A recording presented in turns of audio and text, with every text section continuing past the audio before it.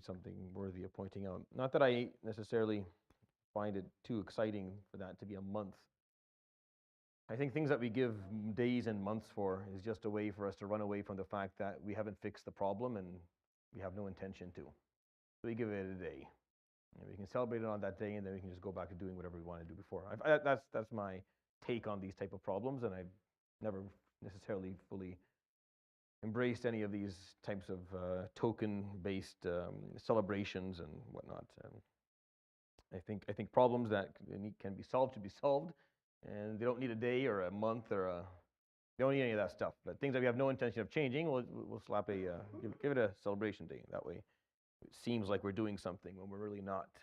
And human beings are very good at feeling good about them, feeling fulfilled or satisfied with half effort to numb themselves long enough, or so they don't do anything about it. Like, we're really good at doing that. Where I need to feel like I did something, even though I didn't do something. I just need to feel like I did, so I can get through the day. And if I can feel like I did something, then it doesn't matter. I can just keep on moving, even though I didn't really do anything. So the hadith tonight narrated by Imam Bukhari. You know this hadith, meaning the moment you hear it, you'll know the story. It's something that you've heard many times before.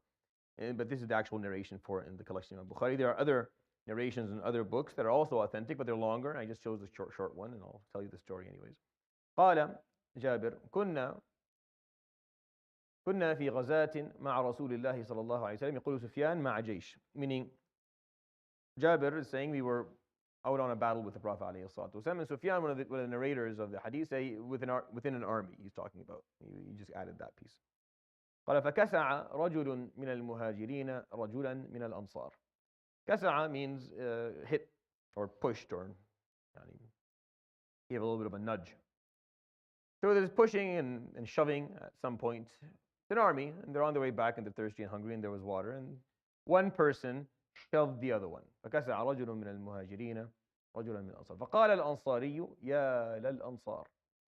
So when that happened, the Ansari took it to a different level. He said, I call upon my brothers from the Ansar, from the tribes that are from where I come.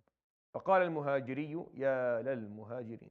And then the Muhajiri said the same thing. Oh, the people from my tribes. فاجتمع الناس. And then people start to gather up and things start to be said. Remind yourself that these two groups of people, very, very different. A lot of people don't understand this, and I've explained it many times, and I'm not sure how people not fully comprehended. The people, the Muhajirin, whom the majority of are from Quraysh. The majority of the Muhajirin, talking about 90% of the Muhajirin at the time, were from Quraysh. Quraysh are from the Adnanites, as they are called, from the Adnaniyin, the Arab al-Adnaniyin. They are the descendants of Ismail, son of Ibrahim alayhi salam. They're Arab Hebrews. The Ansar, the people of Medina, were not. They were from Khazraj and Aus, who do not go back to that same lineage. They actually are from the Arab al-Qahtaniyin, and we think they go back to Salih and Hud alayhi salam. We're not sure. But there's these two groups of Arab who speak the exact same language and share the culture and share the land, only meet from a lineage perspective at Nuh alayhi salam, which is the farthest two people can meet. Like if you were to go back in our, if we knew it, then the least related people here would be the people who met at Nuh alayhi salam. So you're talking about the two groups living in Medina. That's how they were. They did not meet until Nuh alayhi salam. Now, you don't care about that, and most people here don't care about that. I don't think about that. And now we don't need to do that. We just look at where you're from, and then you tell me where you're from, and I just judge you immediately, and I tell you where I'm from, so you can do the same to me, and then it's easy. But back then, because they all came from the same land, people knew their backgrounds. People knew the lineage. They knew they could count their ancestors back to a specific name, and that name was known to be a descendant of somebody. So Qahtan and Adnan being the two big names in Arabia. So they knew that they were different. So it wasn't that hard to spark a little bit of tribalism or nationalism or racism in people if the time was right. And basically, when you're hungry and you're tired and you're fed up and it's been 4 months on the road and you're thirsty, right? You have more of a temper. You're less likely to be able to control it. The Sahaba were human beings at the end, and mistakes were made. The only difference, as I've pointed out maybe a million times before, is that they learned from their mistakes. They didn't make them 100 times over. They learned from the mistake. They didn't do it again. Like it would happen once or twice, and that's it. People would move on, and they would learn, and then they would grow from that. So that was a big difference for us. For some reason, our ummah, we just keep on saying, it's the exact same mistake. Almost we have to recycle it. Like we get bored. Like we get bored. We have to go back every year. By the way, every single year at certain times, people now are fighting over Isra and Mi'raj. This is the nice time of the year where everyone starts fighting over whether this is the right time or it's not, and people go into combat mode, and we keep on fighting over the same stuff, and we keep on making the same type of mistakes. If we could learn to be like the Sahaba in the sense, and when we make a mistake, we actually learn from it. We don't make it again, and we grow from it. Then that would be a huge plus for all of us. So they made mistakes. A mistake was made. They were tired, they were thirsty, they were hungry, they were fed up. It's been a long time on the road. One person shoved the other person got upset and called upon his people. The other person called upon his people, and it got. فقال فخرج فسمع ذلك رسول الله صلى الله عليه وسلم. The Prophet صلى الله عليه وسلم heard that. فخرج فقال ما بال دعوى الجاهلية. What's the issue with this calling of jahiliyyah that is occurring? This is what that's firm, by the way.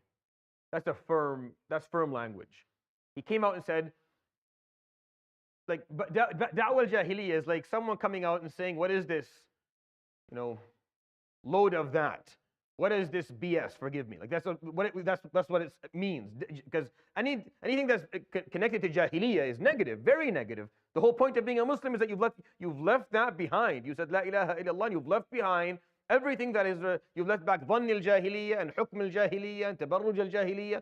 You've left all that part of jahiliyyah behind you. And hamiyyat al-jahiliyyah, which is what's happening right now. So we come out, ma balu da'wa al-jahiliyyah. What's the issue with the callings of jahiliyyah occurring amongst us? فقالوا كسع رجل من المهاجرين رجلا من الأنصار. Well, one of the muhajirin shoved one of the ansar. فقال صلى الله عليه وسلم دعوها فإنها منتنة. Stop it. Take it out of your mouth. It is rotten. Natan is something that is rotten and disgusting. It's not even necessarily najasa, but it's something that the human fitrah cannot accept. It's something that smells. It smells horrible. It tastes horrible. As a thing, is just disgusting. It's rotten, right? You need to get rid of it. You don't want it. You don't want it around you anyway. It's garbage. You need to get away from you. So the Prophet ﷺ would use that term. It's a very heavy and very firm term, and he used it when the Muslims, when the Sahaba said things that you could connect to some sort of bigotry or racism or tribalism.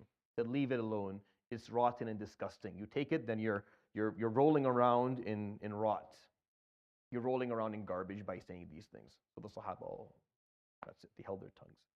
The story, there's more details of the story, but that's the narration of Bukhari. This is very important. I know that we've heard this hadith many times before. Please take a moment and think about it. Please do. Because it's very, very meaningful. It tells you something about him, alayhi salatu wasalam, that we should know, should understand. This is how he dealt with problems of this nature. There was no joking around. There was no kindness and rifq and ease. No, he came out, he called it jahiliyyah, and he told him it's disgusting. This is disgusting. Stop doing it. Sallallahu ala Muhammad sallallahu alayhi wa sallam. Very out of character, but for the right reason, he would say these things. And the Sahaba learned. And they learned to hold their tongues. Moving forward. يروي الإمام البخاري في صحيحه عن جابر بن عبد الله قال كنا في غزاة مع رسول الله صلى الله عليه وسلم. يقول سفيان أي مع جيش. فكسع رجل من المهاجرين رجلا من الأنصار فقال الأنصاري يا للأنصار فقال المهاجري يا للمهاجرين فاجتمع الناس فسمع ذلك رسول الله صلى الله عليه وآله وسلم فخرج فقال ما بال دعوى الجاهلية فقالوا كسع رجل من المهاجرين رجلا من الأنصار فقال صلى الله عليه وآله وسلم دعوها فإنها منتنة. صدق رسول الله صلى الله عليه وسلم. سبحانك اللهم وبحمدك أشهد أن لا إله إلا أنت أستغفرك وأتوب إليك وصلى الله وسلم وبارك على نبينا محمد وعلى آله وصحبه أجمعين. Please drive safe and see you tomorrow inshallah. السلام عليكم ورحمة الله تعالى وبركاته.